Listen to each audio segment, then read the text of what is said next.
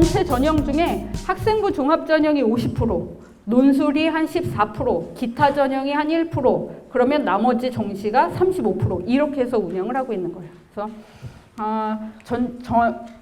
정원 내외 합쳐서 한 3,300명 정도 되는 거고 1,000명 넘게 거의 학생부 종합 전형으로 선발한다 이렇게 보시면 되죠. 자, 수시 일정은 논술이랑 면접이 다 수능 이후에 있어요. 이 논술 일정도 보시면 수능 시험 목요일을 보고 끝난 그 주 토요일에 논술 시험이 있거든요. 그러면 논술 같은 경우에는 인문사회계는 오전 10시에, 자연계는 오후 3시에 이렇게 해서 이제 시간이 오전 오후로 나뉘어진다라고 보시면 되고요. 면접 있는 전형이 자기추천 전형하고 여기 있는 4개, 사회통합 뭐 이런 전형인데 자기추천 전형 중에 융합과학기술원은 11월 23일에 면접을 보는 거고 이거 융합과학기술원을 제외한 다른 자연계는 11월 30일에 인문계는 12월 1일에 이렇게 해서 면접이 수능 이후에 있다 이렇게 보시면 돼요. 그래서 우리 부모님들이 3학년 부모님들이 하셔야 되는 거는 이 일정 체크를 좀 부모님들이 해주시면 좋은 게 대학들마다 원서 접수 시작일은 거의 비슷할 텐데 끝나는 게 약간씩 달라요. 끝나는 게 어디는 월요일 5시까지, 어디는 6시까지, 어디는 화요일 뭐 몇 시까지 이렇게 해서 끝나는 일정이 약간씩 다르기 때문에 그 끝나는 일정에 맞춰가지고 미리미리 접수할 수 있게 해주셔야 돼요. 접수 기간 지나서 막 오면은 저희가 접수 안 해줘요. 그래서 이런 일정들을 부모님들께서 조금 체크해 주시면 좋다라는 거고요. 자, 학생부 종합전형 말씀드릴게요. 아까 얘기했던 것처럼 굳이 대학에서도 정시로만 뽑으면 되게 편해요. 이렇게 많은 사람이 막 설명이 안 하고 막 이래도 되거든요. 그냥 엔터키 하나만 누르면 엑셀이 쫙 정리해 주기 때문에 실은 정시로 뽑는 게 대학에서도 엄청 편한데 학생부 종합으로 선발하는 건 그렇게 해서 우리 학교에 맞는 인재를 뽑기도 어렵고 그 다음에 그렇게 하니까 학생들이 그냥 계속 문제풀이식으로 고등학교 교육과정이 운영되니까 그러지 않게 우리가 학교생활 기록부를 통해서 이 친구가 고등학교 생활을 어떻게 했는지 그래서 이 친구가 우리 과에 적합한 친구인지 이거를 정성평가하겠다라는 거예요. 그러면 정성평가가 뭐냐면 이게 정성평가 방법이 익숙하지 않아가지고 오해를 하시는 거지 이해만 하시면 정성평가가 훨씬 더 어떻게 보면 타당할 수 있어요. 자, 예를 들면 예전에 우리가 뭐 부모님들 세대처럼 수능 점수를 뽑는다 뭐 이러면 실은 시험 결과로 나와 있는 수치를 가지고 학생들을 선발하는 거잖아요. 이렇게 점수화되어 있는 수치 결과로 학생들을 선발하는 게 아니라 학생부 종합전형은 3년 동안에 이 친구가 학교 생활을 어떻게 했는지 과정을 평가하는 건데 그 과정이 학교생활 기록부에 담기니까 학교생활 기록부하고 학생이 쓴 자기소개서를 기반으로 해서 그렇게 문자화되어 있는 내용을 기반으로 해서 이 학생의 과정을 평가하겠다 이런 걸로 이해하시면 돼요. 여러 단계에서 여러 명의 평가위원이 한 학생의 평가에 관여를 하는 거거든요. 자, 서류 평가 전에 회피제처 4촌 이내가 지원한다 그러면 이제 그 당해년도 전형에서 싹 다 빠져요. 그리고 학생들이 공통 원서 접수 시스템에다가 접수를 하면 유사도 외부 경력 의심문구 이런 것들이 이제 싹 다 결과가 대기업에서 돌아가서 대학 측에 전달이 되는 거고요. 자, 1단계에서는 서류 평가를 진행하는데 서류 평가는 2명의 평가위원이 한 학생을 독립적으로 평가해요. 저희가 상반기에는 모의 평가하고 고등학교 이해하고 이런 교육을 굉장히 많이 하는데 교육을 정해진 시간에 이수하지 않으면 평가에 투입이 안 돼요. 그냥 교수님이 아무나 들어가서 평가하지 않는 거고 고등학교 교육과정도 알아야 되는 거고 학생부 기록을 어떻게 하는지도 알아야 되고 그렇기 때문에 모의평가 이런 거 계속 하면서 교육을 엄청 많은 시간을 받으시고 들어가시는데 들어가서는 2명이 논의하지 않고 독립적으로 그냥 평가를 하는 거예요. 독립적으로 평가를 했을 때 일정 점수 차이가 벌어진다라고 하면 서류 재평가위원을 다시 선정해서 이 원평가자를 제외하고 서류 재평가위원을 다시 선정해서 그 학생의 서류를 다시 평가해요. 그러면 그 학생의 서류 평가 점수가 많아지겠죠. 그럼 그 중에서 최대 최소를 빼고 나머지가 그 학생의 1단계 서류 평가 점수가 돼요. 그리고 서류 실사는 서류 평가하면서 평가자가 이거 고등학교에 확인 좀 해주세요 라고 체크하는 게 있어요. 그러면 그런 건 학생한테 직접 연락하지 않고 고등학교에 직접 연락해서 선생님을 통해서 확인받는 경우들도 있어요. 이게 다 끝나고 나면 1단계 합격자 발표를 하는 거고요. 2단계는 면접을 하는데, 자, 면접이 있는 전형에서는 저희도 2명의 평가위원이 한 학생을 10분 동안 면접을 해요. 그러면 10분 동안 면접을 하는데 면접 전날 내일 면접 볼 친구의 서류를 다시 보면서 내일 뭘 물어볼까 서류를 굉장히 꼼꼼하게 보면서 질문 도출을 해요. 저희의 면접은 뭐 제시문이나 이런 거에 근거한 면접이 아니라 제출 서류에 근거한 면접이다 보니까 학생마다 질문이 다 달라요. 학생의 제출 서류의 내용이 다 다르니까. 그래서 그 내용을 꼼꼼하게 쓰고 면접을 하는데 면접도 독립적으로 평가하고 일정 점수 차이가 벌어진다 그러면 면접 재심의가 있어요. 면접 재심의는 우리 학교에만 있는 절차이기는 해요. 근데 면접 재심은 어떻게 하냐면 학생을 다시 부를 수는 없잖아요. 예, 여기 광진구에 사는 학생은 뭐 가까우니까 잠깐 올 수는 있겠지만 누구는 면접을 한 번 하고 누구는 면접을 2번 할 수는 없으니까 만약에 점수 차이가 벌어지게 되면 면접에 들어갔던 교수님들이 심의위원회에서 소명을 하셔야 돼요. 내가 무슨 근거로 이 친구한테 이 등급을 줬는지. 그러면 이 질문 도출도 굉장히 꼼꼼하게 하시고 실제 면접에서 내가 이렇게 물어봤는데 얘가 뭐라고 대답했는지를 자세하게 써놓으셔야 내가 이렇게 물어봤는데 얘가 이렇게 대답해서 A를 줬다든지 아니면 내가 이렇게 물어봤는데 전혀 질문의 의도를 파악하지 못하고 이렇게 써서 C를 줬다든지 이거를 쓰시려면 굉장히 면접을 꼼꼼하게 하세요. 되게 디테일하게 물어봐요. 그러니까는 면접에 올라간다라고 하면은 내가 제출한 서류의 내용을 잘 숙지하고 와야 돼요, 학생들은. 그래서 이렇게 하고 나서 심의위원회 이런 것들 다 통과해야 최종 합격자 발표를 하는 거거든요. 그러면 왜 다수다단계 절차가 공정하냐면 여러 단계에서 여러 명의 평가위원이 한 학생의 평가에 관여를 하기 때문에 한 평가위원의 영향력을 최소화시키는 역할을 하는 거예요. 한 사람이 점수를 잘 준다고 그냥 붙거나 한 사람이 점수를 못 준다고 그냥 떨어지지 않게 하기 위해서 이런 절차로 학생들을 선발하고 있다라고 보시면 돼요. 이런 거는 지금 10년째 계속 업그레이드 되면서 절차를 운영하고 있으니까 이런 거 걱정하지 않으시고 지원시키시면 돼요. 이거 자기추천 전형 말씀드릴게요.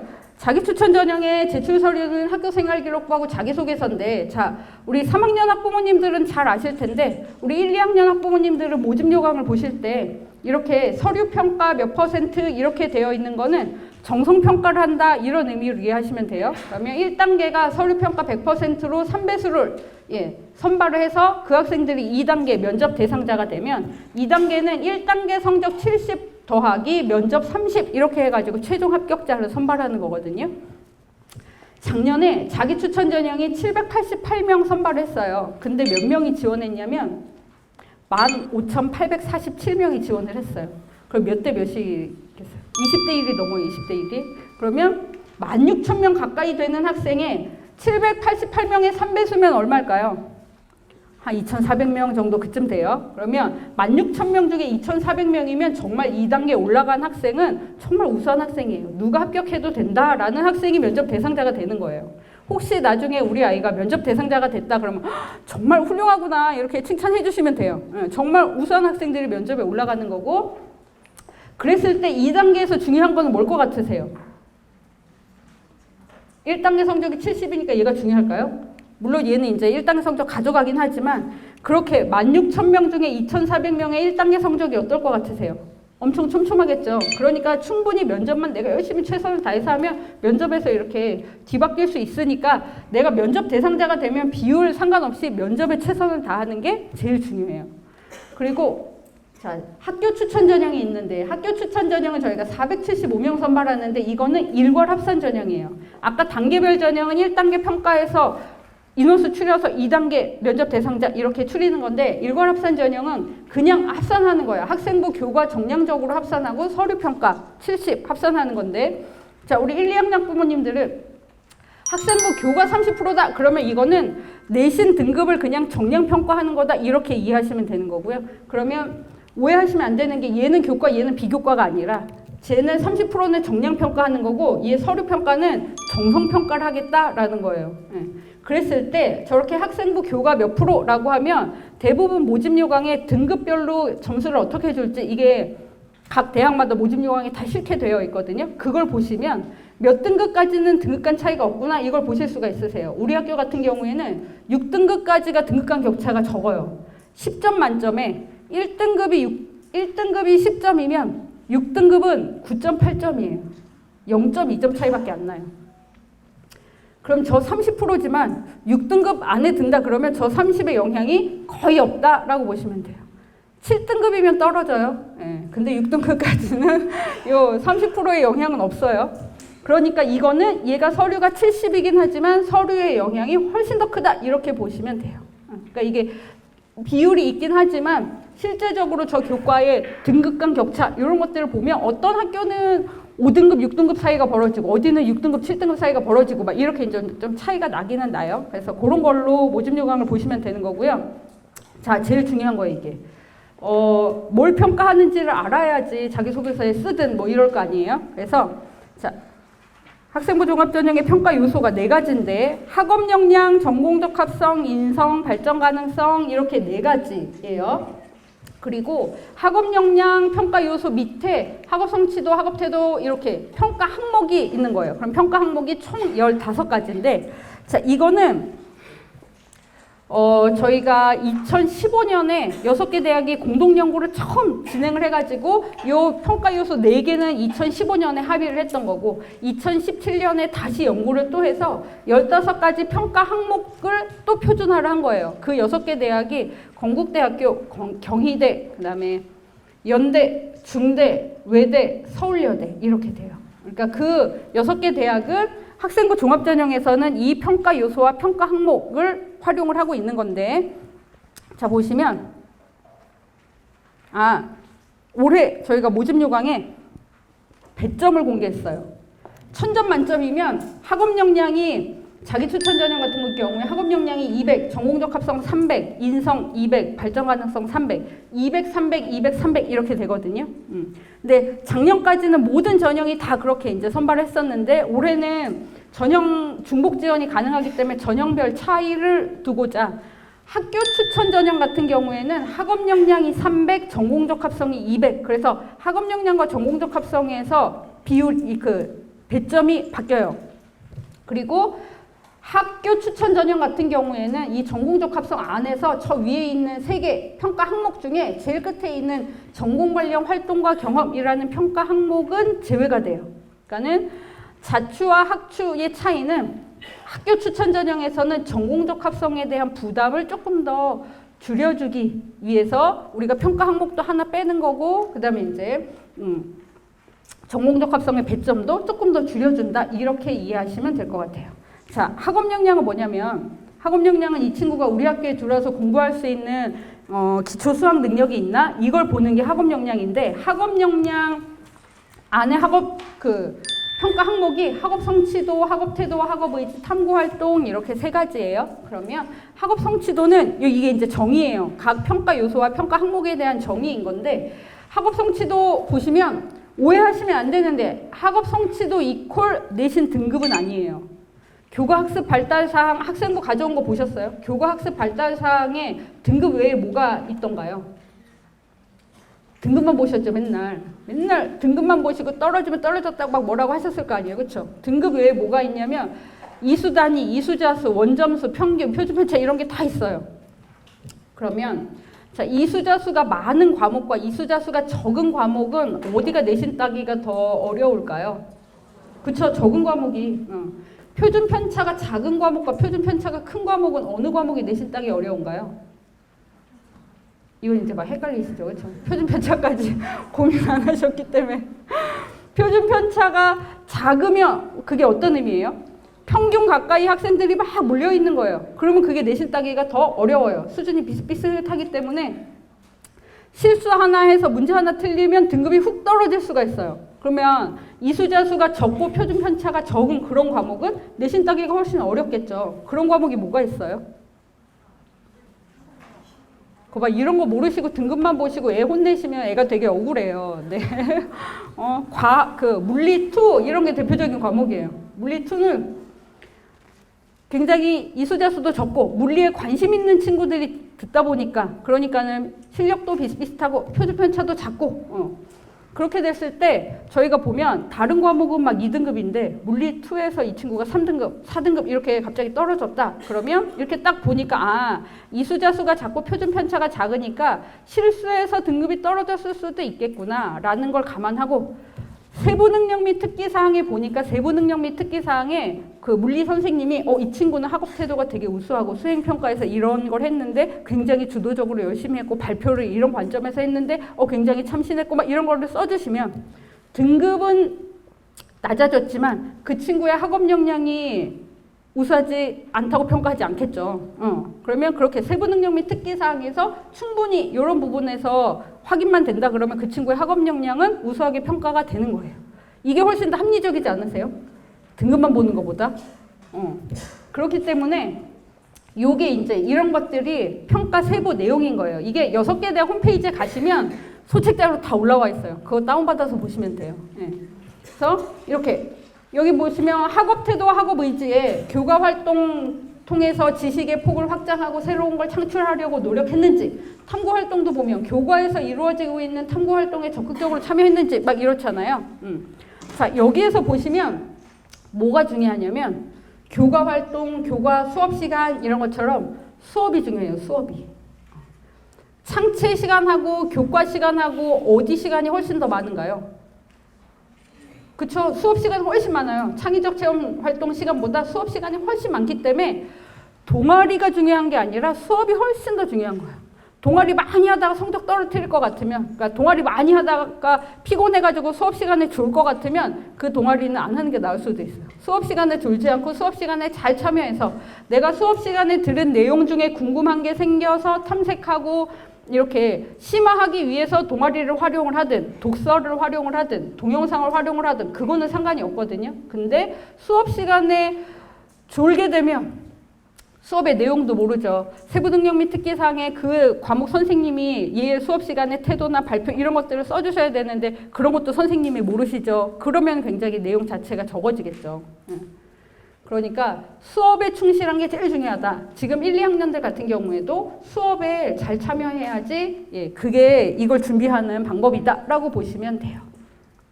전공적 합성은 전공적 합성을 오해하시면 안 되는 게 우리가 대학원생을 뽑는 전형이 아니잖아요. 그래서 이때의 전공은 그렇게 전문적인 전공은 아니에요. 고등학생 수준에서의 관심 이런 걸 보는 전공인 거지 막 대학원생처럼 소논문을 써야 되고 막 이걸 요구한 적은 한 번도 없어요. 그래서 여기 보시면 전공 내가 지원하는 전공 또는 계열과 관련돼서 이해하고 있는지 노력을 했는지 이걸 보는 거고요. 자, 전공 관련 교과목 이수미 성취도 전공에 대한 관심과 이해 전공 관련 활동과 경험인데 전공 관련 교과목 이수미 성취도는 뭐냐면 우리 학과 공부를 하는데 이런 과목을 고등학교 때 열심히 하고 오면 참 도움이 되는데 라고 생각되는 과목이 관련 있는 교과목이에요.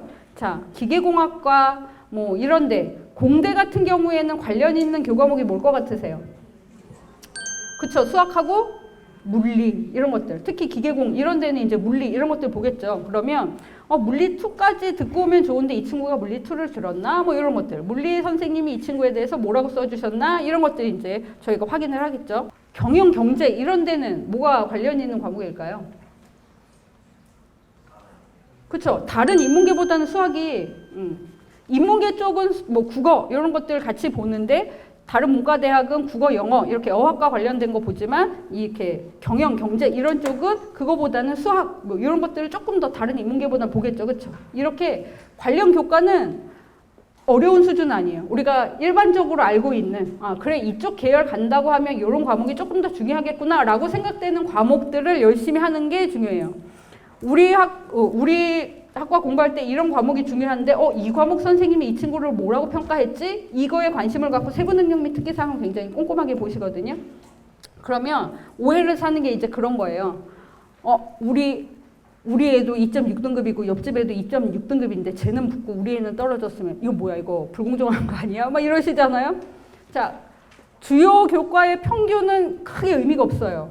왜냐면 같은 2등급이어도 왜 같은 2.5등급이어도 이 전공 관련 교과를 잘하고 다른 거 못한 2.5등급이 있을 수도 있고 이 관련 교과는 못했는데 다른 거 엄청 잘해서 2.5가 나올 수도 있잖아요. 그러면 실은 이런 데서는 관련 교과를 잘하고 거기에서 역량을 보여주는 학생이 전공적합성에서는 조금 더 우수하게 평가가 되겠죠.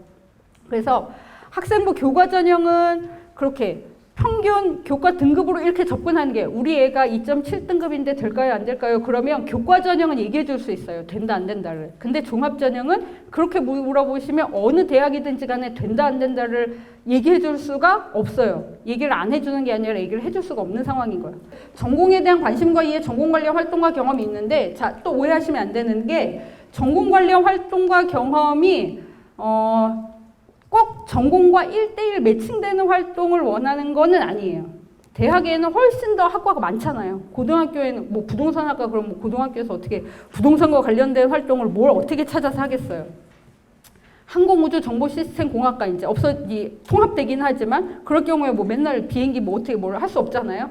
그래서 이게 매칭되는 활동을 원하는 게 아니라 내가 어떤 경험을 하든지 간에 그 경험이 내가 지원하는 학과와 연관성만 설명할 수 있으면 상관이 없어요.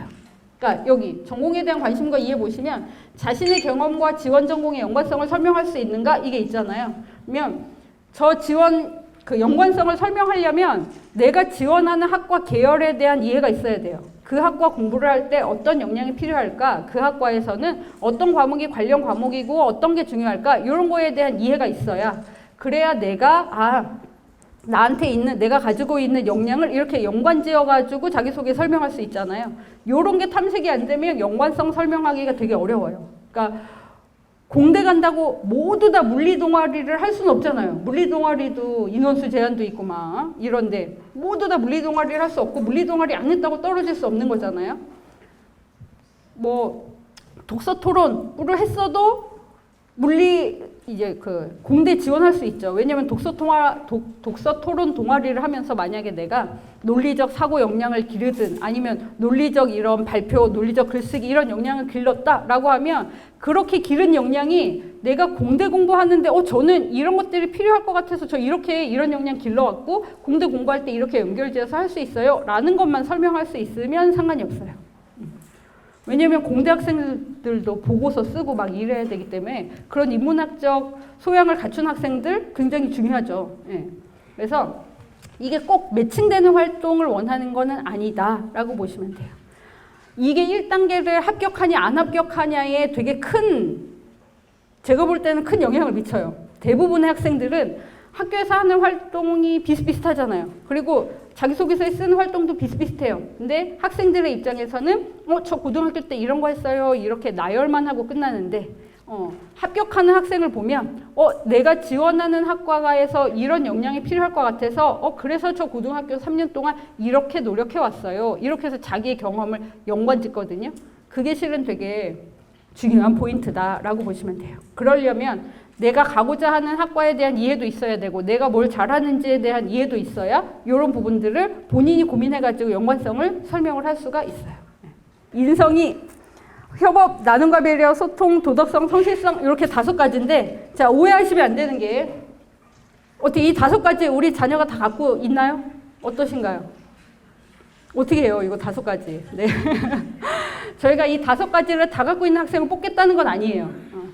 대학 생활을 하거나 아니면 사회생활을 할 때 이런 역량이 필요하니 고등학교 때 이런 것들을 기르려고 노력해라 라는 의미에서 5가지를 넣어놓은 거지 이거 5가지 다 갖춘 학생이 어디 있겠어요. 우리도 안 되는데. 그래서 기본적으로 건국대학교에 그래도 지원해서 합격한 학생들은 학교에서 하는 이런 도덕성, 성실성 정도는 기본으로 갖고 있기는 해요. 막 학폭 기재돼 있고 막 출결이 막 지저분하고 그런 학생은 별로 없어요. 그러면 도덕성, 성실성이 약간 기본으로 깔린다라고 하면 위에 3개 중에 나의 강점을 그냥 내가 제시하시면 돼요. 이게 모두 다 있어야 되는 건 아니다라는 거고요.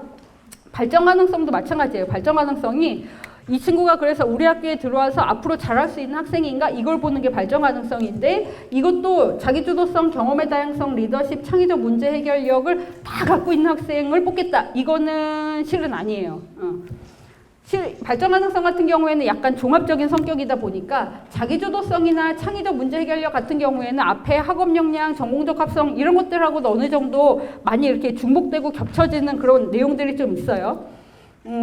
가끔 오해할 수 있는 게 저 경험의 다양성인데 막 그럼 진로도 일관돼야 되고 경험도 다양해야 된다는 거냐? 그럼 우리 보고 어떻게 하라는 거냐? 막 이제 이러시는데 아마 진로가 1학년 때부터 이렇게 자기가 하고 싶은 거 잘 알아가지고 준비한 학생들은 전공적합성에서 이렇게 좋은 점수를 받을 수 있겠죠. 근데 그런 학생이 또 많진 않잖아요. 1학년 때는 이것저것 탐색해보다가 2학년 때부터 이렇게 좁혀가는 학생들이 많다 보니까 그냥 학교에서 하는 여러 가지, 학교에서 하는 그런 프로그램들에 열심히 참여하면서 자신의 역량을 길렀다라고 하면 그런 부분들을 우리가 경험의 다양성에서 평가를 해주겠다라는 거지. 경험도 다양해야 되고 진로도 일관돼야 되고 막 리더십도 있어야 되고 막 그러니까 회장도 해야 되고 이걸 다 요구하는 거는 아니에요. 그러니까 리더십도 회장의 유무하고는 상관이 없어요.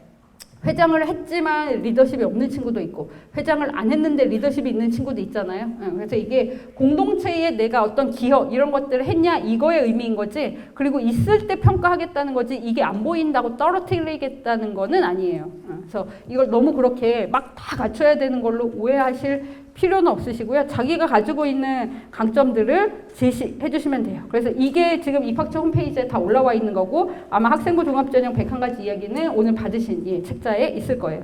그래서 학생부 같은 경우에 제가 앞에서 다 설명을 한 건데 자 출결 뭐 이런 것들 보는데 수상은 수상 같은 경우에는 1학년은 이제 하나만 넘어올 거고 2, 3학년은 기재되어 있는 것들이 이제 다 넘어오기는 할 거거든요. 그러면 이게 수상의 목록이라든지 등위 개수로 정량화하진 않아요.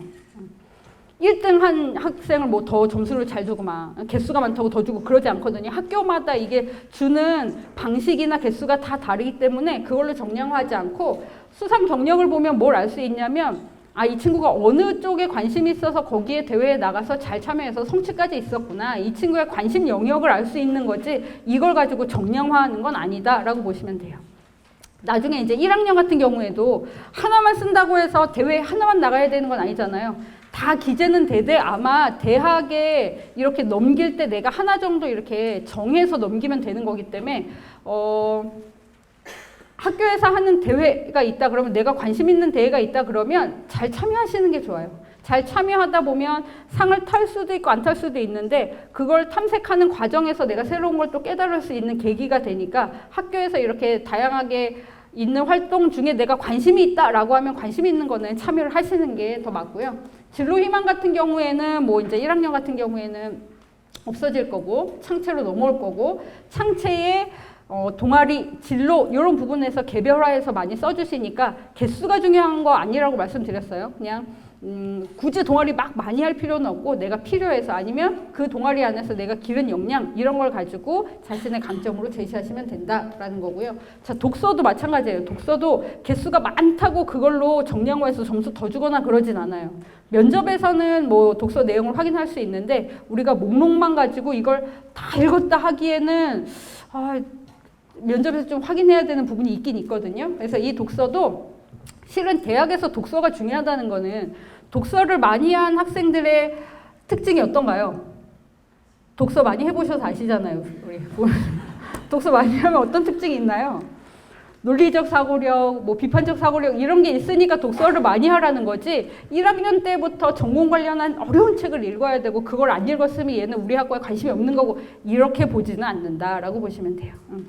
진짜 그 고전 문학책 이런 거 많이 읽은 친구들은 이런 사고력이 다르긴 달라요. 그러니까는 그런 부분에서 독서가 중요한 거지 개수 이런 게 중요한 건 아니에요. 굳이 막 힘든 어려운 책, 전공서적 이런 거 읽을 필요는 없어요.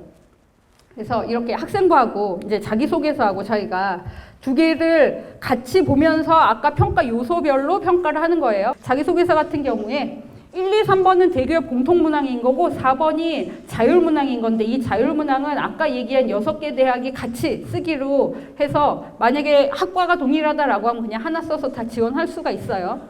4번 문항이 중요한가요? 안 중요한가요? 그쵸? 안 중요하면 뭐 굳이 학생들한테 부담 주면서 넣진 않았겠죠. 이게 궁금한데 1, 2, 3번에 안 쓰니까 4번을 넣은 거예요. 그러면 평가자 입장에서는 4번에 관점으로 자기소개서를 읽어요. 이 친구가 우리 학과에 관심이 있나? 그래서 그걸 위해서 고등학교 때 어떤 노력을 했지? 이 관점으로 자기소개서를 읽는데 학생들은 자기소개서를 그 관점으로 잘 안 쓰고 저 이런 거 했어요. 고등학교 때 이렇게 생활했어요. 자기가 어떤 생활을 했는지를 그냥 쓰고 끝나는 경우가 많아요. 근데 우리 학과에 적합한 학생을 뽑기 위해서 우리가 이걸 읽는 거잖아요. 그러면 그 관점이 나타나게끔 써주셔야 되는 거고, 학생들이 4번 문항을 한번 먼저 써보게 해보시는 것도 나쁘지 않아요. 굳이 1번부터 순서대로 막 쓸 필요 없거든요. 그냥 자기가 쓰기 편한 거 먼저 쓰면서, 이거 쓰기가 쉽지 않아요. 정말 이거 4,500자에서 쉽지는 않은데 무턱대고 쓰기 시작하면 어려울 수 있고요. 자기 학생부하고 저희가 자기소개서를 두 개를 연결해서 본다 그랬잖아요. 그러면 학생부를 출력해서 꼼꼼하게 읽으면서 내가 했던 거, 나한테 의미 있었던 거 이렇게 체크 한번 해보고, 그렇게 체크한 거 중에 내가 이 학과 지원하는 데 있어서 나한테 가장 의미 있고 나를 가장 잘 나타낼 수 있는 그런 경험이 있다 그러면 그걸 자기소개서에다가 쓰면 돼요. 그래서 이 자기소개서의 소재는 본인이 찾아야지 학원 선생님이 찾아주거나 엄마가 찾아주는 거는 크게 도움이 안 돼요. 왜냐하면 면접에서 저희가 되게 자세하게 물어보거든요. 이 친구가 대답한 걸 또 물어보고 또 물어보고 또 물어보고 이렇게 몇 번만 물어보면 이 친구가 정말 고민하면서 한 건지, 아니면 이 학과에 지원하니까 이게 좋다고 생각해서 그냥 넣은 건지는 몇 번만 물어보면 이렇게 딱 나와요. 그러니까는 이 자기소개서의 소재 선택은 본인이, 나한테 의미 있는 걸 본인이 찾아서 하셔야 돼요. 제가 면접에 들어갔을 때 같은 학과였는데 같은 실험을 쓴 두 학생이 있었어요. 그래서 이제 자기들이 쓴 거니까는 물어보겠죠. 물어봤더니 한 학생은 자기가 실험 준비부터 끝까지 마무리까지 자기가 열심히 직접 참여했던 학생인 거고, 한 학생은 선생님이 하는데 그냥 저 뒤에서 먼발치해서 본 학생이었거든요. 그러면 어떤 학생이 질문에 깊이가 있겠어요? 자기가 직접 한 학생이 깊이가 있겠죠. 그러면 같은 학과에 같은 활동으로 지원했지만 이 학생은 합격할 수 있고 이 학생은 떨어질 수 있는 게 이런 깊이에서의 나오는 차이인 거예요. 자기소개서에 쓰지 말라는 거는 쓰지 않으셔야 돼요. 작년부터 논문, 학회지 등재, 도서 출간, 발명 특허, 해외 활동 실적, 어학 연수, 교회 인증 시험 성적 이런 거는 사교육에 영향을 받을 수 있으니 이런 거 쓰지 말아라 하는 거거든요. 이런 거는 쓰지 않으셔야 되는 거고요. 또 자기 이름, 출신 고교, 부모 친인척 포함한 직종, 직업, 직장, 직위 이것도 쓰면 안 돼요. 뭐 식품 분야에 종사하셨던 어머님의 영향으로 이런 것도 쓰면 안 돼요. 실은 그런 거 쓴다고 영향이 있진 않아요. 근데 어쨌든 쓰지 말라는 걸 쓰게 되면 대학에서는 고민을 할 수밖에 없잖아요. 그러니까 쓰지 말라는 거는 안 쓰는 게 제일 좋아요. 학생들이 굳이 어머 누구야 너는 참 수학을 잘하는구나. 친구들이 이렇게 칭찬을 많이 했다 그러면서 자기 이름을 막 따옴표 안에다가 막 쓰고 이래요. 그러니까 그런 거 안 하게. 유사도도 공통 원서 접수 시스템에서 자동으로 다 돌아가서 대학 측에 결과만 넘어오는 건데 5%가 넘으면 우리가 소명 자료를 요청해서 받아요. 근데 이거는 입학하고 나서 내가 베낀 게 밝혀지게 되면 입학 취소까지 될 수 있으니까 다른 사람 거 참고하지 말아라 라는 거고요. 내가 6개 쓴다고 내 걸로 비교되는 건 아니에요. 내 거하고 남의 거하고만 비교가 되는 거고, 비율이 나온 것 자체만으로 떨어뜨리진 않아요. 그러니까 선후관계가 명확해질 때까지, 내가 베낀 게 밝혀질 때까지는 평가에 반영되진 않는데 자기 생각을 자기 글로만 쓰면 이건 걱정 안 하셔도 돼요. 그래서 뭐 인터넷에 떠도는 문구 막 이런 것들 참고 안 하시고 그냥 자기 생각을 자기 글로만 쓰시면 되고요. 면접은 이렇게 아까 말씀드린 대로 서류 검토하고 그 다음에 개별 면접 10분 동안 진행하는데 작년부터는 저렇게 교복도 입으면 안 돼요. 블라인드 면접이기 때문에 이름, 수험번호, 출신 고교 다 가리고 자유복 입고 와서 이제 시험을 보는 거고요. 면접을 보는 거고, 네. 끝까지 최선을 다하는 게 제일 중요하다라는 거예요. 그래서 이제 3학년은 6월 모의고사 끝나고 나면 자기소개서를 써보는데 처음부터 잘 쓰려고 하면 너무 스트레스 받으니까 쓰고 계속 그냥 수정한다 이렇게 생각하시면 되고요. 너무 문장을 길게 쓰면서 못 알아듣게 쓰는 것보다 우리가 문장의 수렴을 보고 뽑진 않거든요. 그러면 그냥 문장이 짧더라도 주어 서술어만 맞으면은 잘 읽혀요. 그래서 그렇게 그냥 쓰는 연습하시면 되고 1, 2학년은 나중에 기억을 되살려서 자기소개서를 쓰려고 하면 기억이 안 나요. 그래서 1, 2학년 같은 경우엔 기록을 해놓으셔야 되는데 내가 수업 시간에 배운 거든 수행평가든 동아리든 독서든 나한테 의미 있었던 걸 동기는 뭐였고 내용은 뭐였고 그때 내가 무슨 생각을 했는지를 간략하게라도 써놓으셔야 나중에 본인이 이걸 나한테 맞는 걸 찾아 쓰시기에 도움이 되실 수 있어요. 그래서 기록이 중요하다.